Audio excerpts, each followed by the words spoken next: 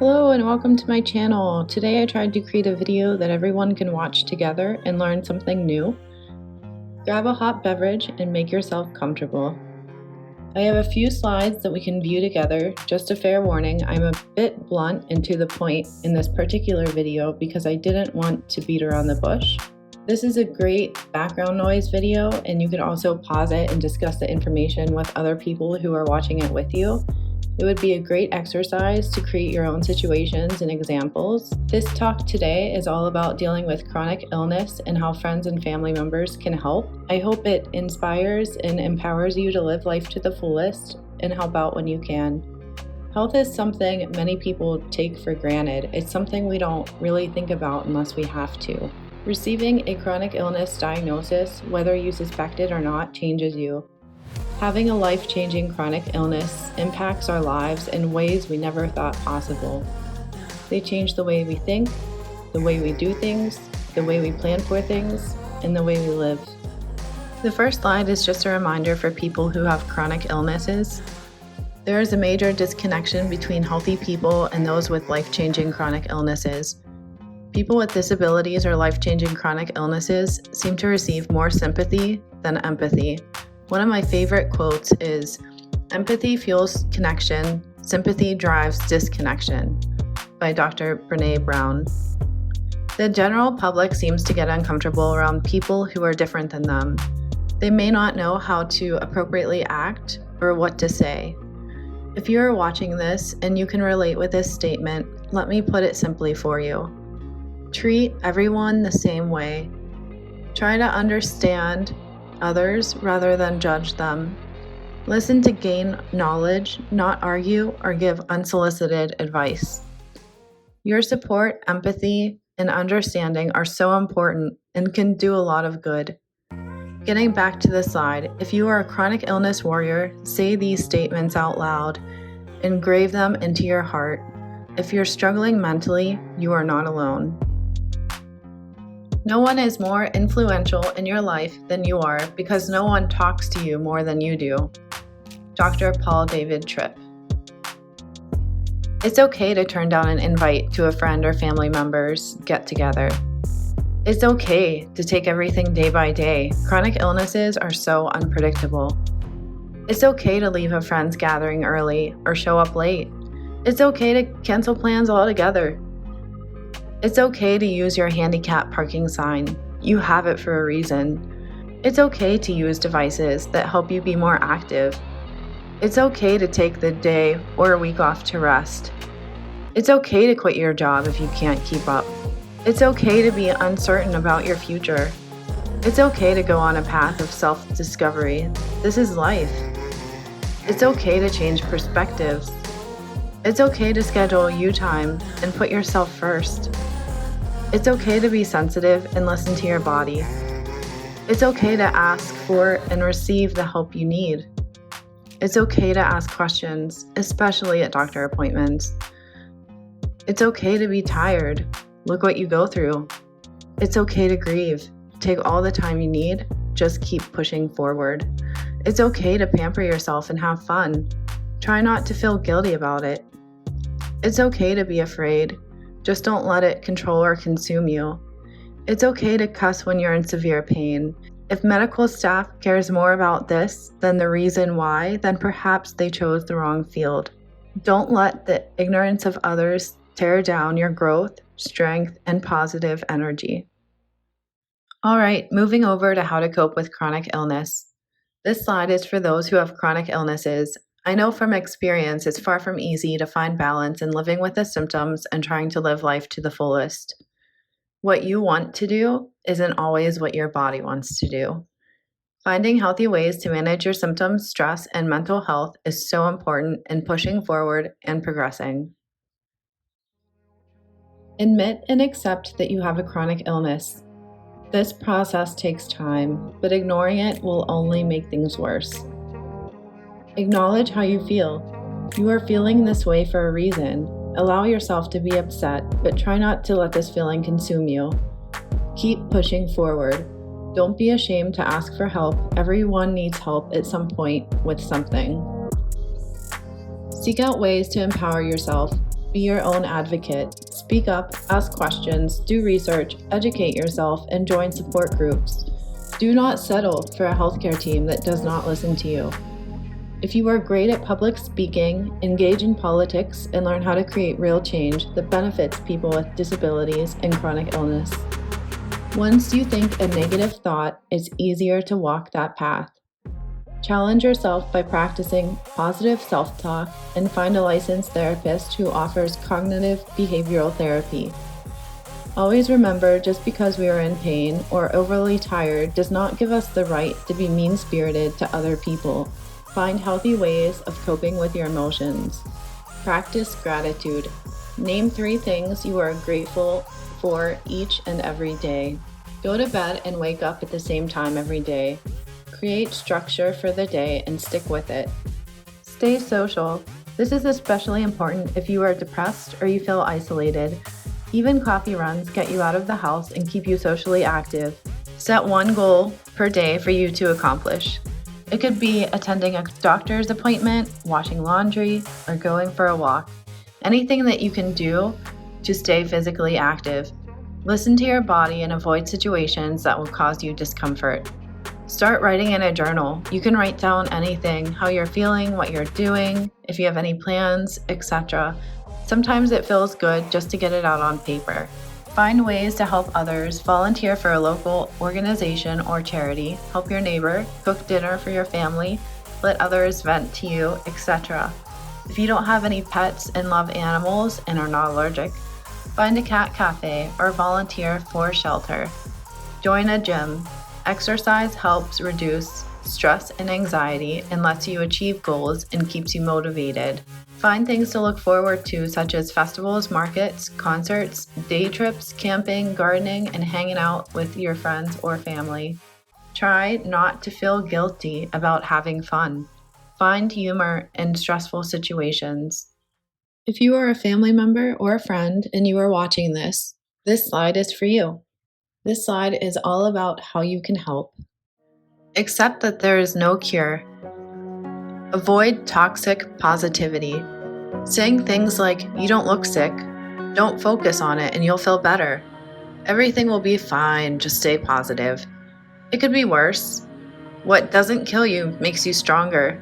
These are examples of toxic positivity, ignorance, minimization, invalidation of someone's experience. This is also a way to gaslight someone who is chronically ill. It is the perfect way to be insensitive and dismissive. Acknowledge our struggles. Respect our boundaries. As chronic illness warriors, we need to politely and clearly communicate our boundaries early on in the conversation. Ignorance does not give you the right to ignore boundaries. If we say no to something, please respect it. Don't keep pushing us to talk about it or ask questions, as this is a form of violating us. People who continuously push boundaries have a lack of self-awareness and emotional intelligence required to process empathy. They are simply not sensitive enough to have this conversation. Don't argue, just walk away from emotional abuse. It's not worth your inner peace, and you have nothing to prove to someone who won't even listen. Don't compare one chronic illness warrior with another. Chronic illnesses can be very complex and differ from one person to another in symptoms and severity. Don't assume things. Just because we are feeling okay in the morning doesn't mean we're going to feel okay at night or even within the next hour. Chronic illnesses can be so unpredictable, and the symptoms range in severity hour by hour. Don't assume that we feel great if we look great. We appreciate you saying that we look great, but we don't always feel this way. We also may not be very talkative if we are low on batteries. Please don't take offense if we cut the conversation short. Don't assume that we are unhappy all the time just because we are chronically ill. We find ways to cope and push forward. I think being chronically ill gives us a different perspective on life that makes us appreciate the little things and focus on the positives. Practicing gratitude is also a huge help when trying to cope. Please don't assume that everyone with a chronic illness or a disability is able to work. In general, I feel like what people do to survive is none of our business. For many, it has nothing to do with their hobbies or interests or who they are as a person. It's not always the best way to get to know someone. And if that person doesn't have a job, it makes them feel unworthy or useless, leading to more feelings of isolation. Furthermore, if someone who is chronically ill has a hobby, it doesn't mean that they can have a job. Last time I checked, you'll get fired if you don't show up for work multiple times. You can't get fired from your hobby. Invite us to events, get-togethers, etc., even if we say no 90% of the time. Your invitation alone makes us feel less isolated. If we attend, let us leave early if we need to. Don't try to pull us back in or make us feel guilty about leaving. There's a good reason why we are ducking out, and we don't owe you an explanation. Just ask, don't stare. How many times were we told not to stare when we were little? Staring is disrespectful and rude. If you have a question about someone's illness, just politely ask. Don't be surprised or offended if they don't want to talk about it. Not everyone with a chronic illness wants to talk about their health. I have showed so many kids my feeding tube when camping and adults when going for a night out. I have never turned down anyone's questions just because it's an opportunity to spread awareness and education. And I do realize not everyone wants to talk about it, so I try to spread awareness whenever possible. Hopefully this will make people more empathetic when they see someone else who has a feeding tube. Research chronic illness to learn more about it and get a better understanding of what we go through. Read on the nonprofit organization websites, watch YouTube videos with people's stories, join online support groups, and truly listen. This is a great way to empathize instead of showing sympathy. Always remember, reading about something is different than living through it. I know this sounds silly, but some try to give unsolicited advice based on what they read. Research to gain empathy and understanding, not to give advice. Be genuine and authentic. When you ask, "How are you?" maybe replace it with, "How are you really?" Actually mean it and be prepared to listen. As chronic illness warriors, we shouldn't take advantage of this every time. But there are days when we really need someone, and that's okay. Instead of saying, "You look great," say, "You look great," even though you're coping with a lot right now. Many people with disabilities and chronic illnesses have heard, "You look great," from very passive-aggressive and mean-spirited people. These are the same ones who repeatedly ask if we have a job or tell us that we are using the system or are fake, etc. Get permission. Our mobility aids are extensions of ourselves. Please do not touch our devices or wheelchairs without permission. When you move a person's wheelchair, it's like pushing someone out of your way. It's very disrespectful. You may not think that you are harming them, but in fact, your actions are emotionally damaging. Please do not touch our service dogs when they are on duty. They are not there for your entertainment. They are there to help us with daily living. Offer rides.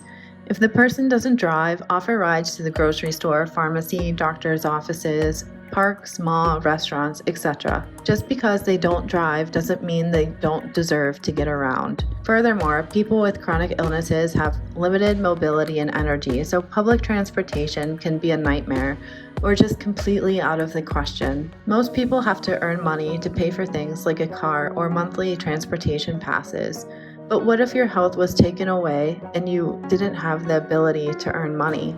Check in, ask them once a week if they need anything. Sometimes it's very difficult or uncomfortable to ask for help. Initiate the conversation. Send a text or phone call once a week and just check in. Sometimes we lay low because we are in so much pain and not feeling well. It can be really hard to try and reach out to someone when we are consumed with our illness. Having someone check in and show that they genuinely care makes a huge difference in our life. The next few slides are examples of situations that can be misinterpreted, miscommunicated, and misunderstood.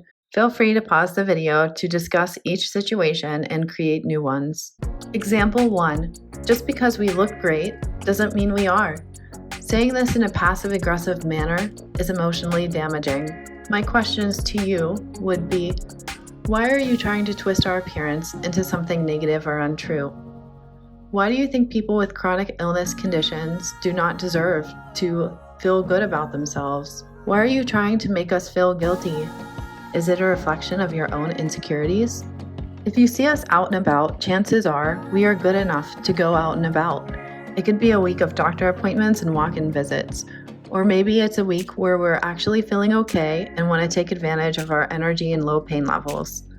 Our health conditions are unpredictable, and enjoying the good days is healing and helps us push forward. When we are in moderate to severe pain, we are at home resting and trying to cope with everyday life. Why are you offended when people who have chronic illness go out and enjoy life? Why do you assume that just because we have hobbies, we are able to work? Would you want to hang out with friends and family when you're in severe pain? Why not? When we are told that we seem fine and do not look sick in a passive-aggressive way, then asked why we cannot work. Do you think everyone with a chronic illness can work? Why do you think it's okay to ignorantly judge someone? Why do you think we would want to talk with you? We do not owe you an explanation. Perhaps this is a great time to be doing some self-reflection. Putting on makeup and dressing nicely boosts our self-confidence and self-esteem and helps decrease depression. In general, how we look isn't always a reflection of how we feel inside. So when you are busy ignorantly judging someone, you are causing emotional damage to someone who already struggles. If you have nothing nice to say, then keep on walking. Save your insecurities for a therapist. Example 2.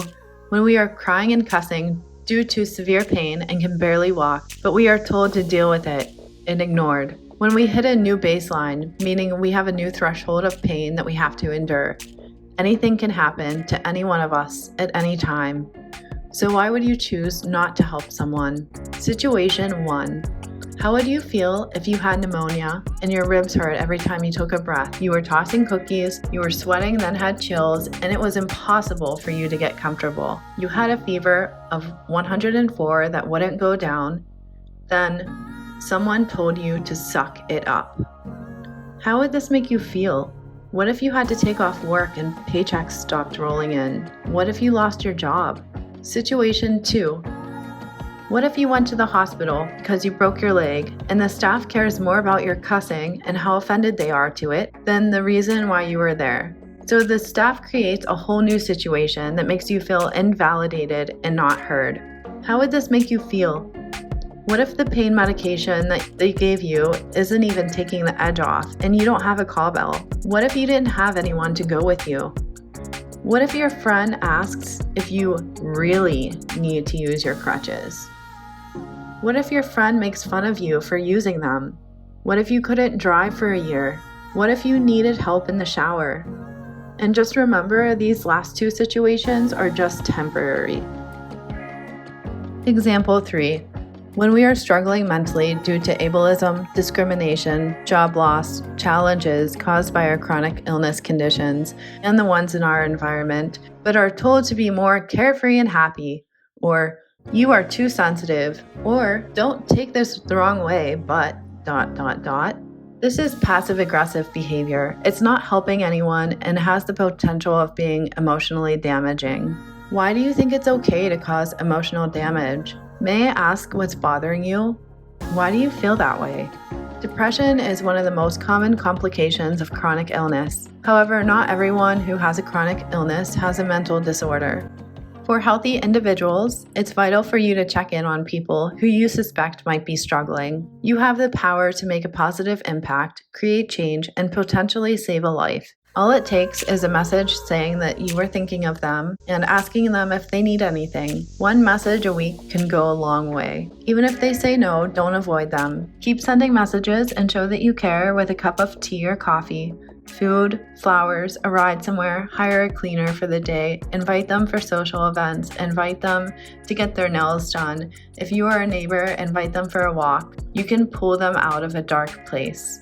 As chronic illness survivors, it is our responsibility to find outlets such as therapy with a licensed professional, keeping our doctors up to date on our physical and mental status, exercise, healthy diet, hobbies, heck, buy a boxing bag and go at it, staying social, etc. Remember, even though we may not feel well, we never have the right to be mean-spirited to someone else. What we do with our negative energy matters. Moving on to the last slide. Why can having a chronic illness be depressing? When other people do not respect our boundaries, when other people think that we owe them an explanation, when treatment options are limited and do not work for everyone, Sometimes it's hard to find a doctor who will properly diagnose you. It takes time to put together a supportive, skilled, and knowledgeable healthcare team. Some people have a decrease in mobility and independence. Some lose their driver's license. Some lose the support of family members or friends. Some cannot do basic things like breathe or eat without a machine. Some lose their job and stability. Some are financially dependent on someone else. Some can't afford treatments just because they are unable to work. Some are isolated because they are unable to work. Some chronic illnesses limit our ability to plan for things in advance. Some chronic illnesses can change the way we think about ourselves. Chronic illness survivors are often gaslighted and misdiagnosed by doctors and hospital staff. Chronic illness survivors face more negative attention than healthy individuals. Not all chronic illness survivors have a support system. Not all chronic illness survivors have the determination needed to help keep them going. Waking up in pain isn't exactly fun. Neither is not getting any sleep. The general public is not always empathetic towards people who are different from them. Example 1, being told we are faking it or using the system. Example 2, receiving mean remarks when using a handicap sign when needed. The general public thinks that we are doing things for attention. Example, wearing braces, a feeding tube, oxygen, using mobility aids, etc. The general public is quick to judge something they know absolutely nothing about. Example, giving unsolicited advice. Common sense isn't so common. Discrimination and ableism exist.